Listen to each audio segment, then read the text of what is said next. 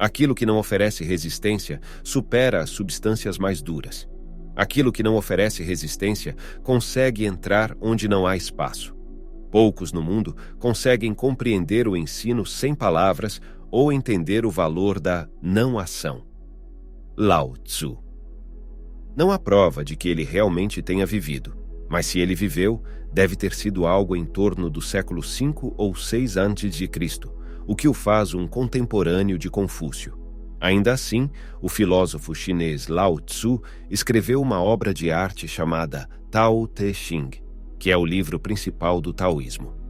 Um conceito bem conhecido que emergiu da filosofia taoísta foi o Wu Wei, que pode ser traduzido como não-ação, ação sem esforço, ou, paradoxalmente, ação sem ação. Na prática, podemos descrever o Wu Wei como um estado de fluxo, frequentemente referido como a zona pelos atletas. Quando os atletas estão na zona, eles entram em ação sem esforço e se movem através do tempo e do espaço quase sem esforço. Não há extremos, preocupações ou ruminações. Tudo parece fluir naturalmente. Como introdução à bela tradição do taoísmo, gostaria de lhes apresentar a filosofia do fluxo. O Tao Te Ching é uma peça de arte misteriosa. Não somente não há consenso sobre quando exatamente foi escrita, como a existência de seu autor continua em debate. Porém, uma coisa é certa: a profundidade de seu trabalho deixou sua marca na humanidade até hoje. Sem mencionar que o Tao Te Ching é a obra mais traduzida na literatura mundial depois da Bíblia. A essência da filosofia taoísta é viver em harmonia com o Tao, também conhecido como o caminho.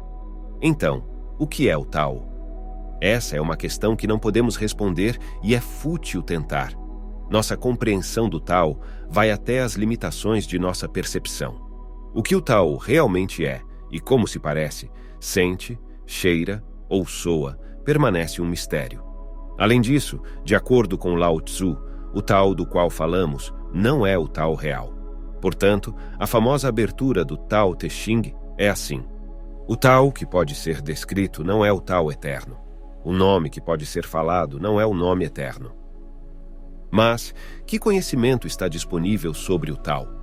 Bem, os filósofos taoístas enfatizam sempre que o verdadeiro Tao é uma força abrangente que está além de nossa compreensão e não pode ser percebida por nossos sentidos. E apesar de nunca podermos compreender o verdadeiro Tao, o objetivo é viver em acordo com ele, o que é surpreendentemente similar à abordagem estoica da natureza. Sendo assim, como vivemos em harmonia com o caminho? A literatura taoísta não fornece um método prático para alcançar isso. Entretanto, podemos encontrar muitas pistas que indicam como alcançar a quietude da mente. Restringir os sentidos, ser humilde e cessar o esforço, de maneira a nos abrirmos para o funcionamento do universo. A quietude da mente não significa necessariamente que sentaremos em algum lugar com os olhos fechados. Os taoístas observam que a quietude da mente pode ser combinada com ação, e se estivermos totalmente no presente momento, nossas ações fluirão sem esforço, sem fricção e acompanhadas de um foco aguçado, tanto que é quase estático. Em sua biografia, o jogador de basquete aposentado Bill Russell escreve: "Era quase como se estivéssemos jogando em câmera lenta. Durante esses momentos eu quase podia sentir como seria a próxima jogada e onde o próximo arremesso seria dado." O trabalho do taoísta Zhuangzi contém uma história sobre um cozinheiro chamado Ting, que se envolve em seu trabalho num estado de fluxo. Isso atraiu a atenção do Lord Wenhui, que ficou maravilhado com a elegância do cozinheiro ao cortar os bois. Quando ele comentou sobre sua habilidade, o cozinheiro Ting baixou sua faca e respondeu: "O que me interessa é o caminho, que vai além da habilidade. Quando comecei a cortar bois, tudo o que eu podia ver era o próprio boi. Após 3 anos, eu não via mais o boi inteiro. Agora, faço isso pelo espírito e não olho com os olhos. Percepção e compreensão param, e o espírito se move onde quer.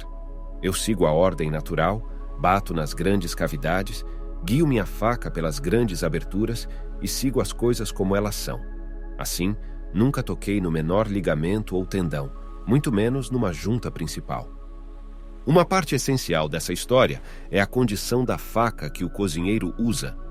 Ele afirmou que bons cozinheiros trocam suas facas todo ano, porque eles cortam, enquanto cozinheiros medíocres trocam suas facas todo mês, porque retalham. O cozinheiro Ting, entretanto, estava utilizando a mesma faca há 19 anos, pois ele a utilizava com habilidade e sutileza. Essa história se conecta a outro ensinamento essencial do taoísmo, que é o poder da suavidade. Forçando e se esforçando, podemos achar que conseguimos fazer o trabalho, mas ao mesmo tempo gastamos muito mais energia do que necessário e possivelmente sofreremos danos colaterais. Por outro lado, alguém em um estado de fluxo aborda a tarefa de maneira inteligente, sabendo quando agir e quando não agir, e encontra equilíbrio entre ação e não ação. É uma questão de não tão quente, não tão frio. É o caminho de ouro entre ansiedade e tédio. A ideia da não ação vai contra o ideal ocidental de forçar e trabalhar mais e mais duro para conseguir resultados. Somos encorajados a nos tornar ambiciosos, tomar o controle e nos esforçarmos. Enquanto isso, muitas pessoas sofrem de depressão, transtorno de ansiedade e transtorno do sono. Estamos nos esgotando? Menosprezamos a passividade e frequentemente a confundimos com preguiça. Mas são coisas diferentes. O taoísmo compara a vida a um rio. O rio já tem um curso ou vários cursos, e assim que nos encontramos nesse rio, podemos nadar contra a corrente, podemos nos segurar em um galho ou podemos soltar e ir com a corrente. A maior parte de nossas vidas, nadamos contra a corrente e sequer percebemos. Nossa mente acredita que podemos e devemos controlar o ambiente para sobreviver, o que é um tanto egocêntrico, pois a grande maioria dos processos dentro e fora de nós mesmos não está sob o nosso controle. Convenhamos, nós não controlamos os processos do nosso corpo, como digestão, fluxo sanguíneo ou a cura de feridas. Nós não controlamos outras pessoas, não controlamos o futuro. Nós sequer controlamos por quem nos apaixonamos e quais pessoas achamos atraentes. Tudo que está fora das nossas capacidades apenas segue em alguma direção.